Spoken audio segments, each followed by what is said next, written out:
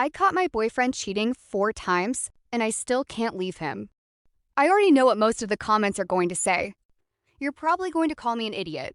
Honestly, I wouldn't even blame you. At this point, even my best friend has stopped trying to convince me to leave him. She says she's tired of giving the same advice over and over just to watch me ignore it. The truth is, I've caught my boyfriend cheating more than once. Not twice. Not even 3 times. 4. 4 separate times over the course of our relationship. And somehow, I'm still with him. I know how pathetic that sounds. Trust me, I've said the exact same thing to myself more times than I can count.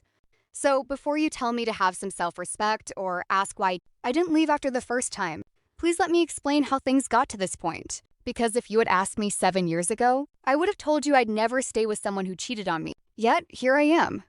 For some context, I'm 26 and my boyfriend is 28. We've been together for almost 7 years. We met during our first year of college when we ended up in the same study group. I wasn't looking for a relationship at the time, but we became friends first. And somewhere along the way, that turned into something more. He's my first real relationship, my first kiss, my first love, the only person I've ever imagined building a future with. We've been living together for the last 2 years.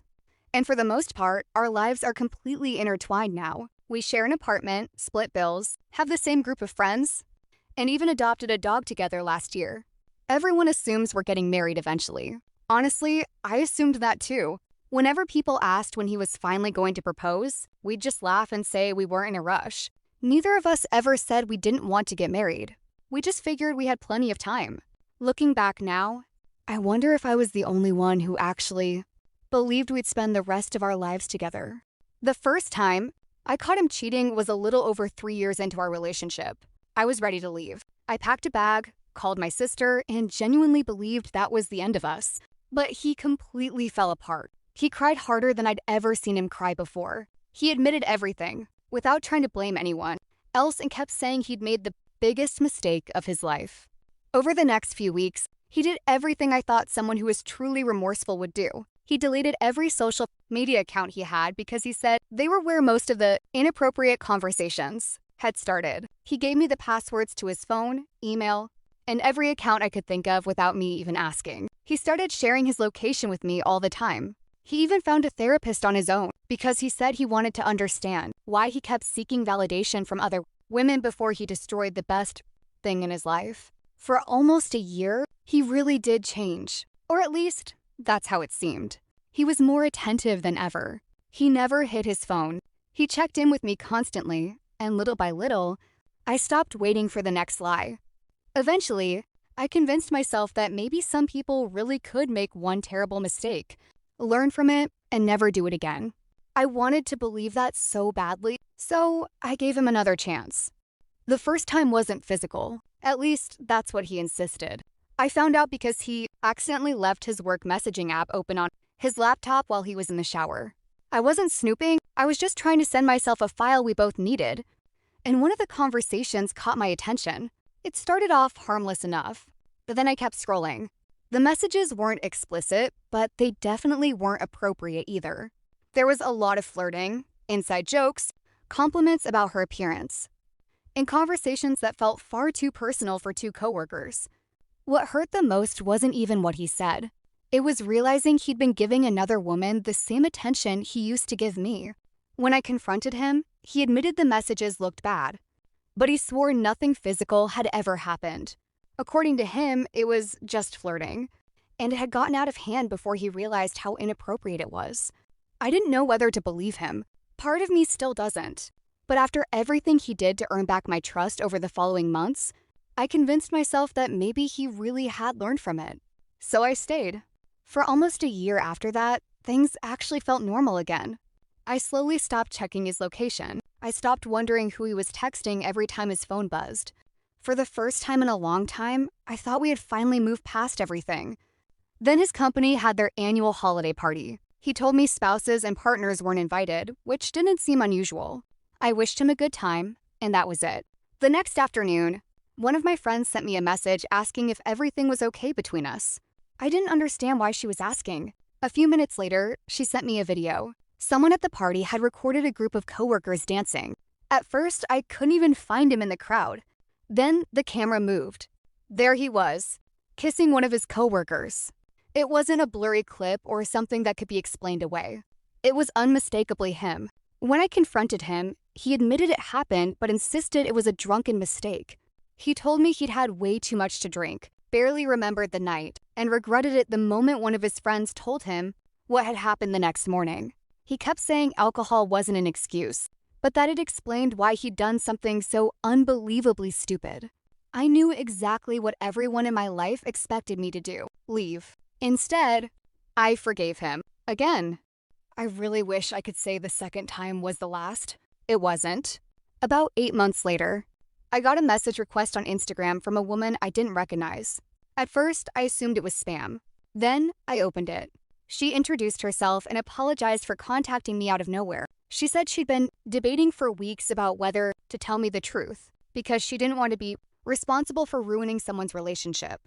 Then she sent screenshots. I immediately recognized my boyfriend's profile picture.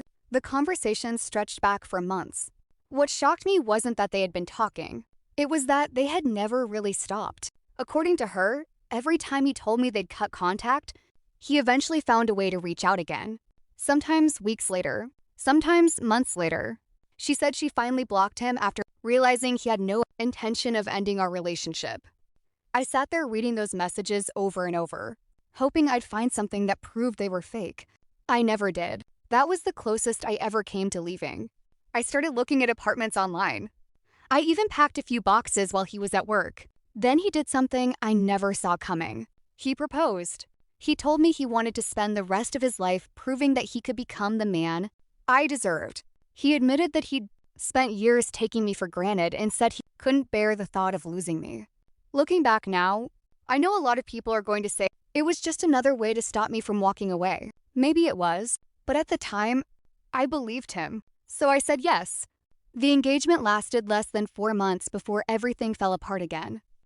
The fourth time happened just a few months after we got engaged. I had to leave work early because I wasn't feeling well. I didn't tell him I was coming home. I figured he'd still be at work anyway, so I was looking forward to taking some medicine and sleeping for a few hours before he got back. When I pulled into our apartment complex, I noticed his car was already there. I remember thinking it was strange. He almost never got home before me. I figured maybe he wasn't feeling well either. I unlocked the front door and stepped inside. The apartment was quiet. Then I saw a pair of women's shoes by the entrance. They weren't mine. For a second, I just stood there staring at them. I don't know why. Maybe because my brain was trying so hard to come up with any explanation that wasn't the obvious one. A coworker? His sister? One of our friends? None of those possibilities made sense. Deep down, I already knew. I don't even remember walking toward the bedroom. I just remember the feeling in my stomach before I opened the door. Somehow, I already knew exactly what I was about to see. I don't think I need to describe what I saw when I opened the bedroom door. You can probably fill in the blanks. The image is something I still wish I could erase from my memory. But strangely enough, that isn't the part that still haunts me. What hurts the most is who she was. She wasn't a stranger. She had met me before. Not just once either. A few months earlier, she'd been at one of my fiancé's company events. We were introduced, exchanged a few polite conversations, and even laughed together while waiting in line for drinks. She knew exactly who I was. She knew we were engaged. She'd seen the ring on my finger. She'd even congratulated us. Maybe that's why I felt physically sick when I recognized her. Not because another woman had been in my home, but because she looked me in the eye, smiled at me, congratulated me on my engagement, and still chose to sleep with my fiancé. That was finally it. Or at least, I thought it was. I packed everything I could fit into my car and moved into my sister's apartment that same night. I blocked his number. I ignored every email. I returned the engagement ring a few days later. For the first time in years, I actually believed I was done. Everyone around me seemed relieved. My parents kept telling me they were proud that I'd finally chosen myself. My best friend admitted she'd been waiting for this day for years because she couldn't stand watching me get hurt over and over again. Even some of our mutual friends cut contact with him after finding out what had happened. It felt like everyone had accepted the relationship was over, except me. About 2 weeks later, I answered one of his calls. That turned into meeting him for coffee. Coffee turned into talking for hours. Then came more apologies, more tears, more promises that this time would be different, because he'd finally realized what he'd thrown away. I wish I could say I walked away. I didn't. Somehow, against my own judgment, against my family's advice, against everything I had told myself, I went back. I don't even know how to explain why. I just did. I've spent a lot of time asking myself why I went back.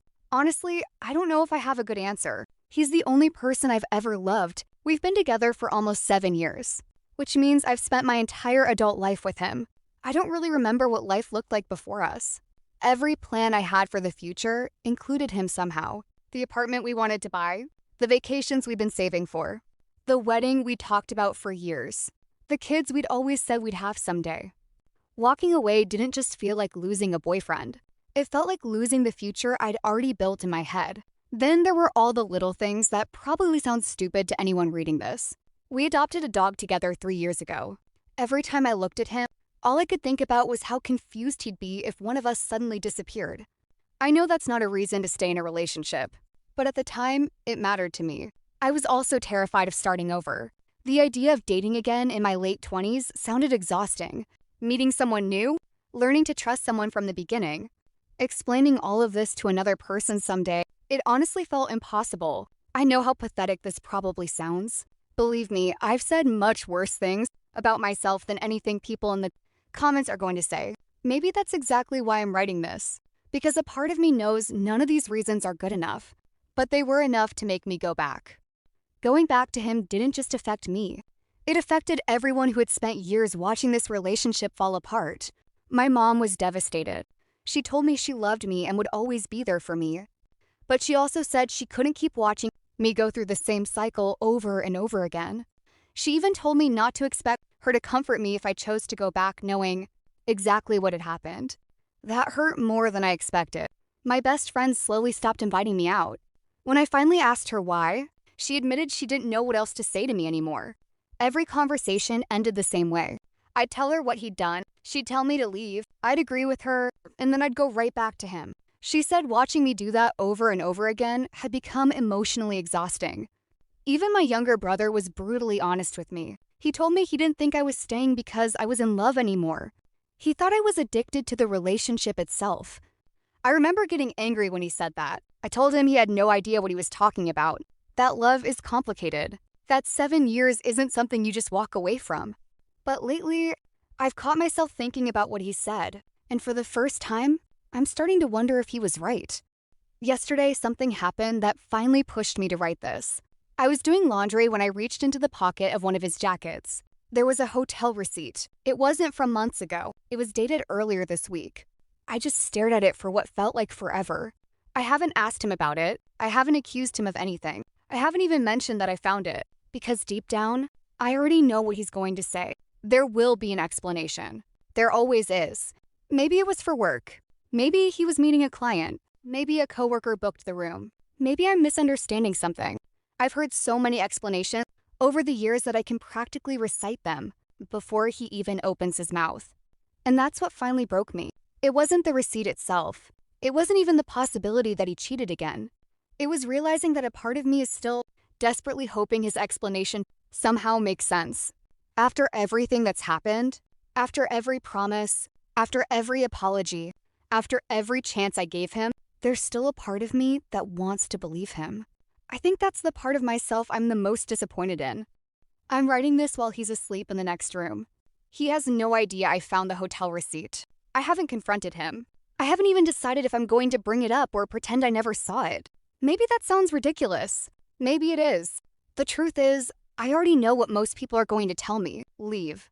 If this were my sister writing this post, if this were my best friend, I'd probably tell them the exact same thing. So I don't think I'm here because I need someone to convince me that this relationship is unhealthy. I think I've known that for a long time. What I don't know is how you actually walk away from someone you still love. How do you let go of the person you've spent almost 7 years building your life around? How do you stop hoping they'll finally become the person they've promised to be over and over again? For those of you who have been in a relationship like this, how did you finally leave? And more importantly, how did you stop going back?